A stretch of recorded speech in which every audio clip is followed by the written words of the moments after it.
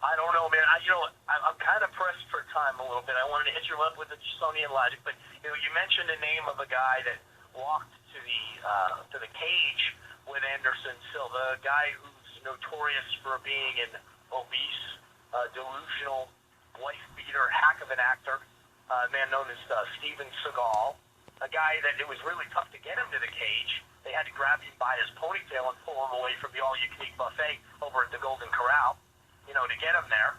And then finally, he went out there to the cage, kind of, I wouldn't say walked, kind of waddled his way out to the cage, and he was out of breath when he finally got there, and he gave his words of wisdom to Chael Sonnen. And he's got 2 books coming out.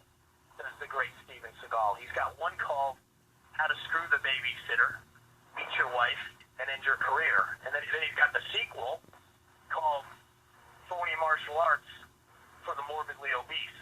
So Seagal, if you're watching this radio show right now, in case you don't get it, Seagal, those are fighting words.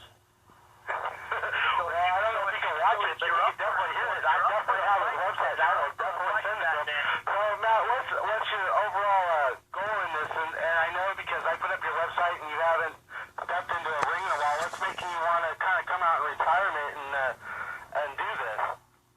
Well, I want to come out of retirement for Seagal for one reason only, because the man is disgracing the sport of mixed martial arts. I mean, first of all, you're talking about a guy whose movies were so bad. I mean, we all know straight to DVD movies. I mean, this guy's movies were straight to the dumpster movies. I mean, come on. The only movie that he ever had was a complete rip-off. The only hit he ever had was a complete rip-off of Die Hard, was Under Siege. And the only reason that movie was any good was because he had good actors around him. I mean, the guy is a pathetic, obese, morbidly obese, wife beater. And you know what, Seagal, if you're listening to this, buddy, everybody's been talking trash about you, but nobody said, get your ass in the cage. And I'm saying, get your ass in the cage, Seagal, and I'm going to beat you like a redheaded stepchild. Well, I would definitely love to see that match happen. And so, Seagal, I have opening phone lines with that here all over the place. So I'm going to jump to a few other phone numbers. I got an 818 with the 9922. Who do we have here?